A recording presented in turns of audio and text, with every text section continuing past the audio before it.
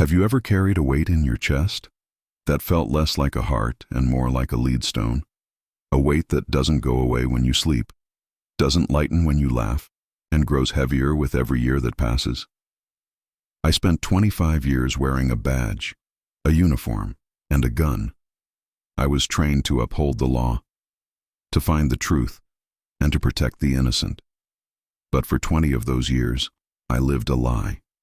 Not a lie I told to others, but a lie I told to myself every morning when I looked in the mirror. Stay with me until the end of this story, because if you are currently staying silent about something that is eating you alive, whether it's at your job, in your marriage, or in your own conscience, you are standing on a ledge, and the only way off isn't jumping. It's finally finding the courage to speak. My name is Elias. In the mid-90s, I was a rising detective in a mid-sized city in the Rust Belt. I was young, ambitious, and I believed the world was divided into two clear colors, black and white, good guys and bad guys. I thought my job was simple, put the bad guys in cages so the good guys could sleep. I didn't realize back then that the system is a machine, and sometimes the machine just wants to be fed, regardless of what's on the menu. In 1998, a convenience store robbery went sideways. A young clerk was hurt, and the city was screaming for an arrest. We picked up a kid named Julian. He was 19. He had a record, mostly petty stuff, shoplifting, a bit of trouble in school, but nothing violent. He fit the description, or at least, he fit the description we wanted him to fit.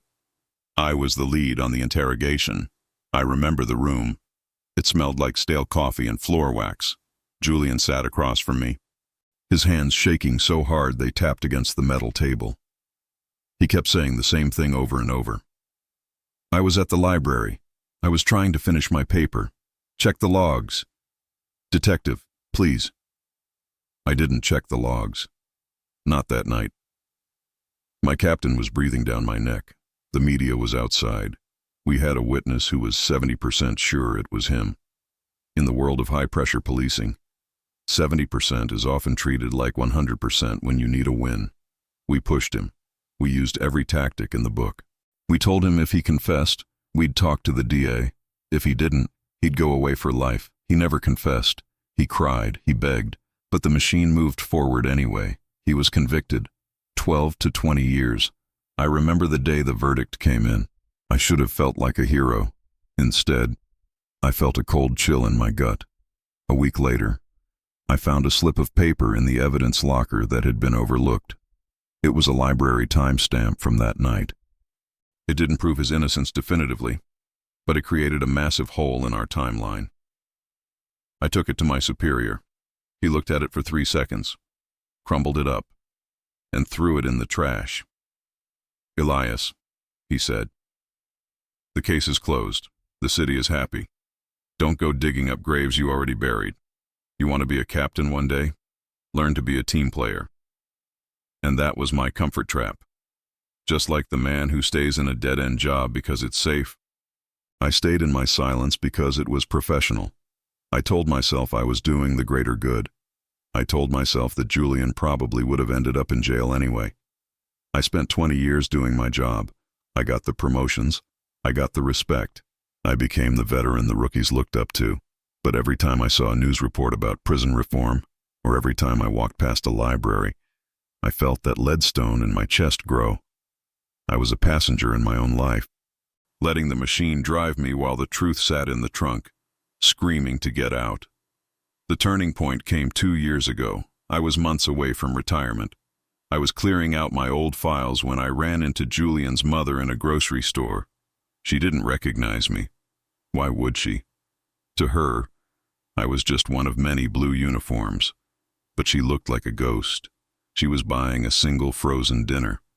I saw her hand tremble, just like Julian's had on that metal table 20 years prior. I went home and I couldn't breathe. I realized I had spent 25 years learning how to follow procedure, but I had stopped learning how to be a human being. I had become an expert in the how of my career, but I had completely abandoned the why. I visited my old mentor, a retired judge named Silas. He was 90 now, living in a quiet home by the lake. I told him about the guilt. I told him about the library slip.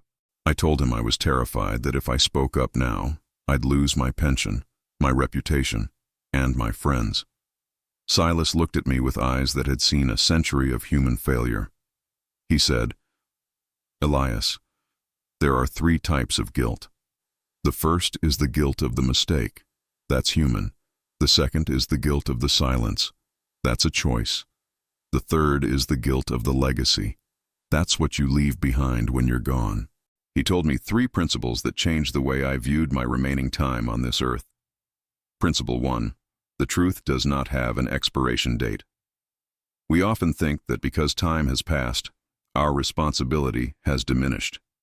We think, it's been too long to fix it now.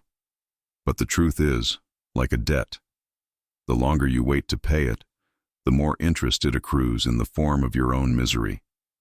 You must prepare to speak before the perfect moment arrives, because the perfect moment is a myth. Principle 2. Courage is a muscle, not a feeling. You don't wait to feel brave to do the right thing. You do the right thing, and the bravery follows. If you wait for the fear to go away, you will be waiting in your car in the parking lot for the rest of your life, watching your soul launch without you. Principle 3. Your tribe is not your truth. We often stay silent to protect our standing in our group, our co-workers, our industry, our social circle. But if your circle requires you to bury your integrity to stay inside it, you aren't in a circle, you're in a cage. I left Silas's house and I didn't go back to the station. I went to a lawyer, not a police union lawyer, a private one. I spent the next 6 months doing what I should have done in 1998. I spent an hour every day, sometimes 4, reinvestigating my own failure. I tracked down the original witness. I found the library logs in the city archives. I learned how to use data forensics that didn't even exist when the crime happened. I studied the law like a man whose life depended on it, because, in a way, Julian's life still did. It was brutal. My former colleagues called me a traitor. I was harassed. I was told I was tarnishing the badge. My wife was scared, but for the first time in 2 decades, the lead stone in my chest started to feel like it was turning back into a heart. 6 months ago, we went to court.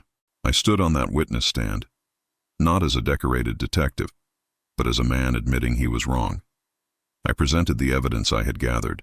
I looked Julian in the eye. He's 40 now, with gray in his beard and a hollow look in his eyes. That I put there. The conviction was vacated. Julian walked out of that courthouse a free man. I lost my status. I'm not the hero at the local precinct anymore. But the day Julian was released, he didn't scream at me. He didn't sue me. He just stood in the sunlight for 5 minutes, eyes closed, breathing in the air. Then he looked at me and said, "Thank you for coming back for me. My friend, your rocket isn't always a promotion. Sometimes, your rocket is a moment of moral reckoning. It's the chance to fix a mistake, to speak a truth, or to change a path you've been walking for far too long. The world is moving fast. We get so caught up in doing that we forget being. We think that working hard at a lie will eventually make it true. It won't. Are you coasting in a comfort trap? Are you ignoring the signals on the horizon because you're afraid of what they mean for your current lifestyle?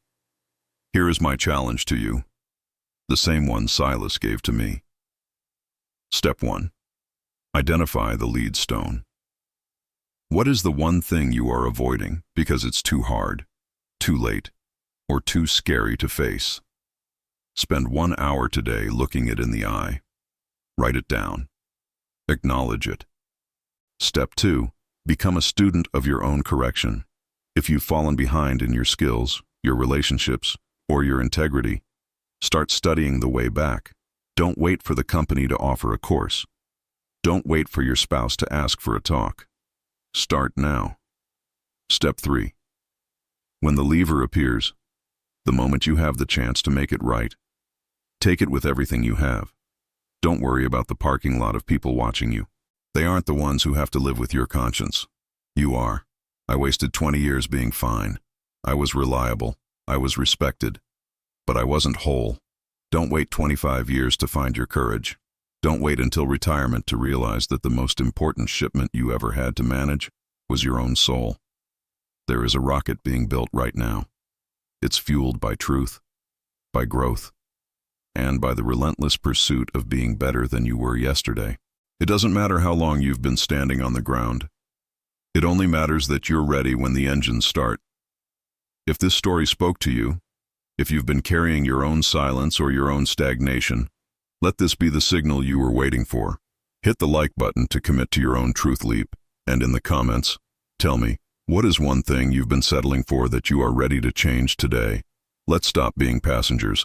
Let's start being pilots, because the next rocket is launching, and this time, we're going to be on it.